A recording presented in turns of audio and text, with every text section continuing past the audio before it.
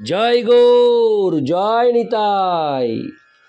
আজ 9ই মাঘ 1431 ও 23শে জানুয়ারি 2024 বৃহস্পতিবার। আজ আমি শ্রী চৈতন্য চরিতামৃত পাঠ করছি। শ্রী চৈতন্য চরিতামৃতের আদি লীলা 14 অধ্যায়, শ্রী চৈতন্য মহাপ্রভুর বাল্য লীলার শ্লোক 29 থেকে 37। নারায়ণ হে নারায়ণ, ভবভয় হরণম নারায়ণ।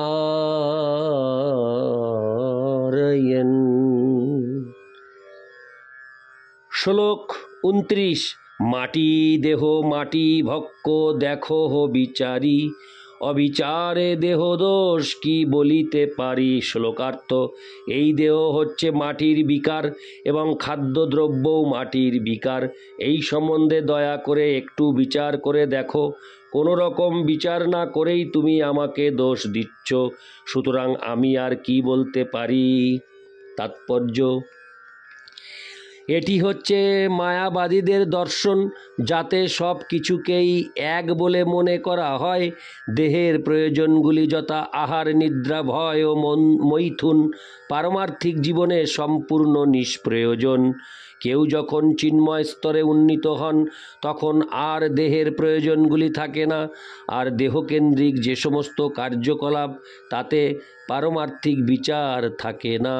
পক্ষান্তরে যত বেশি করে খাওয়া হয়, ঘুমানো হয়, মৈথুন করা হয় এবং আত্মরক্ষা করা হয়, ততই বেশি করে জড়জাগতিক কার্যকলাপে মানুষ লিপ্ত হয়ে পড়ে। দুর্ভাগ্যবশত মায়াবাদীরা ভগবদ ভক্তিকে দেহের কার্যকলাপ বলে মনে করে। তারা ভগবদ গীতার 14-26 সরল বিশ্লেষণটি হৃদয়ঙ্গম করতে পারে না।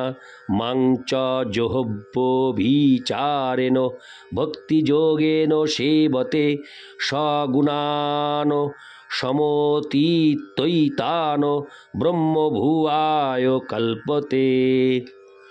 কেউ যখন নিষ্কামভাবে ভক্তি সহকারে ভগবানের সেবা করেন, তৎক্ষণাৎ তিনি চিন্ময় স্তরে উন্নীত হন এবং তখন তার সমস্ত কার্যকলাপই চিন্ময় বা অপ্রাকৃত। এখানে ব্রহ্মভুয়ায় বলতে ব্রহ্মভূত অর্থাৎ চিন্ময় কার্যকলাপের কথা বলা হয়েছে। মায়াবাদীরা যদিও ব্রহ্মজ্যোতিতে লীন হয়ে যাওয়ার জন্য অত্যন্ত উৎসুক হয়, তবুও তাদের কার্যকলাপ ব্রহ্মভূত নয়। তাদের মতে ব্রহ্মভূত কার্যকলাপ হচ্ছে বেদান্ত পাঠ ও সাংখ্য দর্শনের আলোচনা, কিন্তু তাদের সেই বিষয়ের বিশ্লেষণগুলি হচ্ছে নীরস জল্পনা কল্পনা মাত্র। কেবলমাত্র বেদান্ত অথবা সাংখ্য দর্শন আলোচনা করে তারা দীর্ঘকাল সেই স্তরে থাকতে পারে না, কেননা তাতে চিন্ময় বৈচিত্র্য নেই। জীবনের উদ্দেশ্য হচ্ছে বৈচিত্র্যপূর্ণ আনন্দ উপভোগ করা। জীব স্বাভাবিকভাবেই আনন্দ চায়, সেই কথা বেদান্ত সূত্রে একবারও বলা হয়েছে।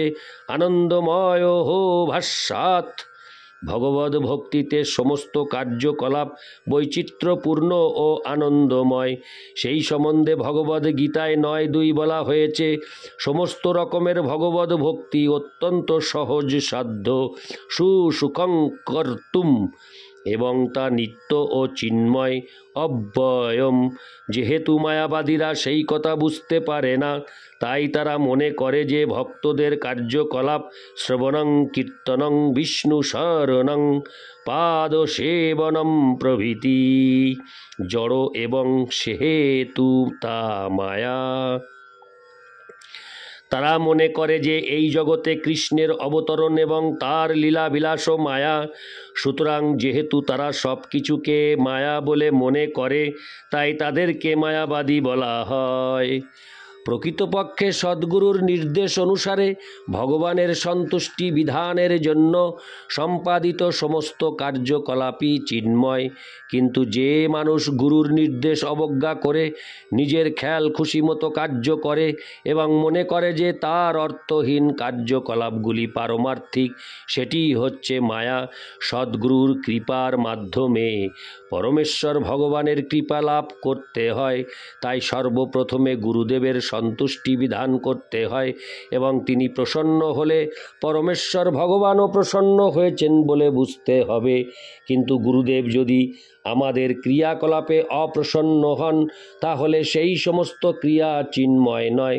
শ্রীল বিশ্বনাথ চক্রবর্তী ঠাকুর সেই সম্বন্ধে বলেছেন, যস্য প্রসাদাদ ভগবৎ প্রসাদ, যস্যা প্রসাদান্ন গতি কুতোহপি।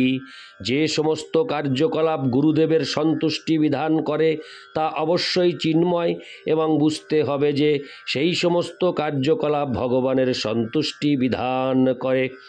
পরম গুরুদেব শ্রী চৈতন্য মহাপ্রভু তার মাকে মায়াবাদ দর্শনের কথা বলেছিলেন।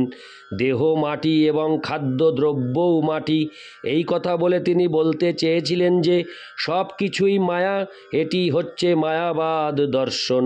মায়াবাদীদের দর্শন ভ্রান্ত, কেননা তাদের বিচারে তাদের অর্থহীন প্রলাপ ছাড়া, হরে কৃষ্ণ, প্রলাপ ছাড়া আর সবই মায়া। সব কিছুই মায়া বলে মনে করে মায়াবাদীরা ভগবানের সেবা করার সুযোগ থেকে বঞ্চিত হয় এবং তার ফলে তাদের সর্বনাশ হয়। শ্রী চৈতন্য মহাপ্রভু তাই উপদেশ দিয়েছেন, মায়াবাদী ভাষ্য শুনিলে হয় সর্বনাশ। চৈতন্য চরিতামৃত মধ্য 6:169। কেউ যদি মায়াবাদ দর্শন গ্রহণ করে তাহলে তার পারমার্থিক প্রগতির পথ চিরকালের জন্য রুদ্ধ হয়ে যায়। ইতি শ্লোক 29। শ্লোক 30। অন্তরে বিস্মিত শচী বলিল তাহারে, মাটি খাইতে জ্ঞানযোগ কে শিখালো তোরে। শ্লোকার্থ, শিশুকে এইভাবে মায়াবাদ দর্শনের কথা বলতে দেখে শচীমাতা অত্যন্ত বিস্মিত হয়ে তাকে জিজ্ঞাসা করলেন, তোকে এই মাটি খাওয়ার জ্ঞানযোগ কে শেখালো? তাৎপর্য, মা ও ছেলের মধ্যে যখন এই দার্শনিক আলোচনা হচ্ছিল তখন ছেলে বলেছিলেন, নির্বিশেষবাদীরা বলে যে সব কিছুই এক। নির্বিশেষবাদীরা বলে যে সব কিছুই এক। হরে কৃষ্ণ। কিন্তু মা উত্তর দিয়েছিলেন, সব কিছুই যদি এক হয় তাহলে মানুষ মাটি না খেয়ে মাটি থেকে উৎপন্ন খাদ্যদ্রব্য খায় কেন? ইতি শ্লোক 30। শ্লোক 31। মাটির বিকার অন্ন খাইলে দেহ পুষ্টি হয়, মাটি খাইলে রোগ হয়, দেহ যায় ক্ষয়। শ্লোকার্থ, শিশু দার্শনিকের মায়াবাদ সম্বন্ধে ধারণার কথা শুনে শচীমাতা উত্তর দিলেন, মাটির বিকার অন্ন খেয়ে আমাদের দেহের পুষ্টি হয়, কিন্তু মাটি খেলে দেহ পুষ্ট হওয়ার পরিবর্তে শুধু রোগগ্রস্তই হয় এবং তার ফলে দেহ ক্ষয় হয়ে যায়। ইতি শ্লোক 31। শ্লোক 32। মাটির বিকার ঘটে পানি ভরি আনি, মাটি পিণ্ডে ধরি যবে শোষি যায় পানি। শ্লোকার্থ, মাটির বিকার ঘটে আমরা জল ভরে আনি, কিন্তু মাটির পিণ্ডে যদি জল ঢালা হয় তাহলে তা জল শুষে নেয় এবং তার ফলে আমাদের পরিশ্রম ব্যর্থ হয়। তাৎপর্য, শচীমাতা স্ত্রীলোক হওয়া সত্ত্বেও তার এই সরল দর্শন মায়াবাদীদের সমস্ত অদ্বৈতবাদ সিদ্ধান্ত খণ্ডন করে তাদের পরাস্ত করেছে। মায়াবাদ দর্শনের ত্রুটি হচ্ছে যে তারা বৈচিত্র্য স্বীকার করে না, তা ব্যবহারিক ক্ষেত্রে একান্ত দরকার। শচীমাতা দৃষ্টান্ত দিলেন যে যদিও মাটির ঘট আর মাটির পিণ্ড একই বস্তু, কিন্তু ব্যবহারিক প্রয়োগ অনুসারে মাটির ঘটটি প্রয়োজনীয় এবং মাটির পিণ্ড নিষ্প্রয়োজন। অনেক সময় বৈজ্ঞানিকেরা তর্ক করে যে জড় ও চেতন এক এবং তাদের মধ্যে কোনো পার্থক্য নেই। বাস্তবিক পক্ষে উচ্চতর বিচারে জড় ও চেতনের মধ্যে কোনো পার্থক্য নেই, কিন্তু ব্যবহারিকভাবে আমাদের বুঝতে হবে যে জড় পদার্থ নিকৃষ্ট হওয়ার ফলে চিন্ময় আনন্দ আস্বাদনের ব্যাপারে সম্পূর্ণ নিষ্প্রয়োজন, কিন্তু চেতন উৎকৃষ্ট হওয়ার ফলে আনন্দময়। এই সম্পর্কে শ্রীমদ্ ভাগবতে দৃষ্টান্ত দেওয়া হয়েছে যে মাটি ও অগ্নি প্রকৃতপক্ষে এক ও অভিন্ন। মাটি থেকে গাছ জন্মায় এবং সেই গাছের কাঠ থেকে আগুন ও ধোঁয়া পাওয়া যায়, তবুও আগুন থেকেই তাপ পাওয়া যায়, মাটি, কাঠ অথবা ধোঁয়া থেকে নয়। সুতরাং জীবনের উদ্দেশ্য সম্বন্ধে চরম উপলব্ধির জন্য আমরা চেতনাত্মার সম্পর্ক খুঁজি, শুষ্ক কাঠ অথবা জড় মৃত্তিকার নয়। ইতি শ্লোক 32। শ্লোক 33। আত্মলুকাইতে প্রভু বলিলা তাহারে, আগে কেন ইহা মাতা না শিখালে মোরে।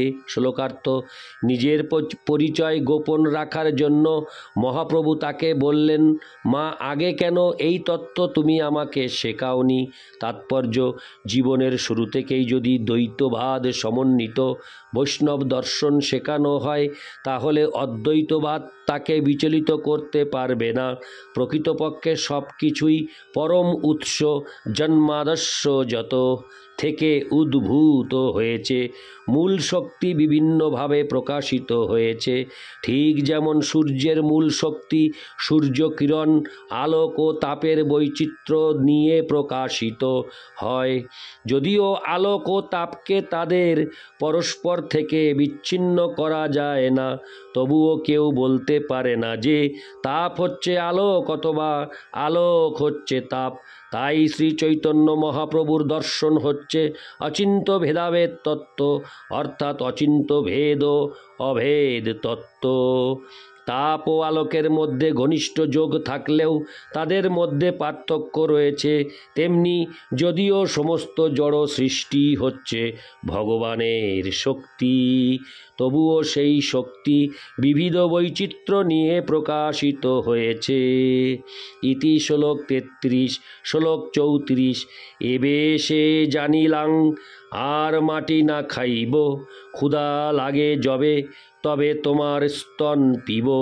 শ্লোকার্থ: এখন আমি যখন এই তত্ত্ব বুঝতে পেরেছি, তখন আমি আর মাটি খাবো না। যখনই আমার খিদে পাবে, তখন আমি তোমার স্তন পান করব। ইতি শ্লোক 34।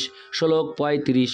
এত বলি জননীর কোলেতে চড়িয়া, স্তনপান করে প্রভু ঈষৎ হাসিয়া। শ্লোকার্থ: সেই কথা বলে মহাপ্রভু তার মায়ের কোলে চড়ে ঈষৎ হেসে তার স্তনপান করতে লাগলেন। ইতি শ্লোক 35। শ্লোক 36। এই মতে নানা ছলে ঐশ্বর্য দেখায়, বাল্যভাব প্রকটিয়া পশ্চাৎ লুকায়। শ্লোকার্থ: এইভাবেই নানা ছলে শ্রী ভগবান বাল্যলীলায় তার ঐশ্বর্য প্রকাশ করেছিলেন এবং এই প্রকার ঐশ্বর্য প্রদর্শন করার পর তিনি তার স্বরূপ লুকিয়েছিলেন। ইতি শ্লোক 36। শ্লোক 37। অতিথি বিপ্রের অন্ন খাইল 3 বার, পাছে গুপ্তে সেই বিপ্রে করিল নিস্তার। শ্লোকার্থ: এক সময় মহাপ্রভু তিনবার এক ব্রাহ্মণ অতিথির ভগবানকে নিবেদিত ভোগ খেয়ে ফেলেছিলেন এবং তারপর গোপনে তিনি সেই ব্রাহ্মণকে জড়জগতের বন্ধন থেকে মুক্ত করেছিলেন। তাৎপর্য: সেই ব্রাহ্মণটি কিভাবে মুক্ত হয়েছিল তা বর্ণিত হচ্ছে। এক ব্রাহ্মণ, যিনি তীর্থে তীর্থে ভ্রমণ করে বেড়াচ্ছিলেন, তিনি এক সময় নবদ্বীপে জগন্নাথ মিশ্রের অতিথি হন। জগন্নাথ মিশ্র তাকে রন্ধন করার সমস্ত সামগ্রী দেন এবং ব্রাহ্মণ তখন রন্ধন করেন। সেই ব্রাহ্মণ যখন ধ্যানে শ্রী বিষ্ণুকে ভোগ নিবেদন করছিলেন, তখন শিশু নিমাই সেখানে এসে ভোগ খেতে শুরু করেন এবং তার ফলে ব্রাহ্মণ মনে করেন যে সেই নৈবেদ্য নষ্ট হয়ে গেছে। তাই জগন্নাথ মিশ্রের অনুরোধে তিনি দ্বিতীয়বার রন্ধন করেন। কিন্তু তিনি যখন ধ্যানে সেই ভোগ ভগবানকে নিবেদন করছিলেন, তখন শিশু নিমাই সেখানে এসে আবার সেই অন্ন খেতে শুরু করেন এবং তার ফলে পুনরায় তিনি সেই নৈবেদ্য নষ্ট করে দেন। বিশ্বরূপের অনুরোধে ব্রাহ্মণ তৃতীয়বার রন্ধন করেন এবং মহাপ্রভুকে যদিও অর্গলবদ্ধ অবস্থায় একটি ঘরে রাখা হয়েছিল এবং সকলেই তখন ঘুমিয়েছিলেন, তবুও মহাপ্রভু সেখানে এসে সেই নৈবেদ্য খেতে শুরু করেন। ব্রাহ্মণ অত্যন্ত মর্মাহত হয়ে হায় হায় করতে লাগলেন। ব্রাহ্মণকে এভাবেই বিচলিত হতে দেখে শ্রী চৈতন্য মহাপ্রভু তাকে বললেন, পূর্বে আমি ব্রজে যশোদা দুলাল ছিলাম, তখন তুমি এক সময় নন্দ মহারাজের গৃহে আতিথ্য বরণ করেছিলে এবং আমি তখন তোমাকে এইভাবেই বিরক্ত করেছিলাম। তোমার ভক্তিতে আমি অত্যন্ত প্রীত হয়েছি, হরে কৃষ্ণ, প্রীত হয়েছি, তাই তোমার নৈবেদ্য খাদ্য আমি খাচ্ছি, হরে কৃষ্ণ, তাই তোমার নিবেদিত খাদ্য আমি খাচ্ছি। ভগবান যে তাকে কিভাবে কৃপা করেছেন তা বুঝতে পেরে ব্রাহ্মণ তখন অত্যন্ত আনন্দিত হয়েছিলেন এবং কৃষ্ণ প্রেমে তিনি আত্মহারা হয়েছিলেন। এভাবেই শ্রী চৈতন্য মহাপ্রভুর কৃপা লাভ করে সেই ব্রাহ্মণ পরম সৌভাগ্যের অধিকারী হয়েছিলেন। শ্রী চৈতন্য মহাপ্রভু সেই ঘটনার কথা কাউকে না বলতে ওই ব্রাহ্মণকে নির্দেশ দিয়েছিলেন। এই ঘটনা চৈতন্য ভাগবতের আদিখণ্ডের 3য় অধ্যায়ে বিস্তারিতভাবে বর্ণনা করা হয়েছে। হরে কৃষ্ণ। ইতি শ্লোক 37। নারায়ণ হে নারায়ণ ভবভয় হরণম নারায়ণ লক্ষ্মীকান্তম কমলনয়নম মঙ্গলচরণম নারায়ণ। জয় গৌর, জয় নিতাই, রাধে রাধে, হরে কৃষ্ণ, হরি বল।